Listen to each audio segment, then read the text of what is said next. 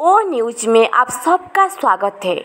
आइए मैं आपको सुनाऊंगी मेरे एक दोस्त की बात, एक पिता के बारे में।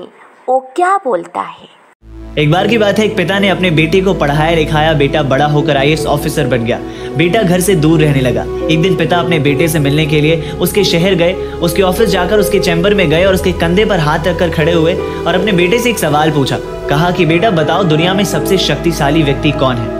बेटे ने बड़ी शालीनता से जवाब दिया। उसने कहा कि पिताजी मैं ही होऊंगा, और कौन हो सकता है। पिता को इस जवाब की उम्मीद नहीं थी। वो वहां से जाने लगे। वो गेट पर आए और उन्होंने सोचा कि एक बार फिर से पूछता हूँ। वो एक बार फिर से अपने बेटे के पास गए और पूछा कि बताओ बेटा, दुनिया में सबसे शक्तिशाली कौन है। तो बेटे ने इस बार कहा कि पिताजी आप। पिता ने कहा कि अभी तो तुमने खुद को कहा, अभी मुझे कैसे कह रहे हो। बेटे ने कहा कि पिताजी उस वक्त आपका हाथ मेरे कंधे पर था, और जिस वक्त एक पिता का हाथ उसके बेटे के कंधे पर हो, वो दुनिया का तो सबसे शक्तिशाली व्यक्ति ही होगा ना।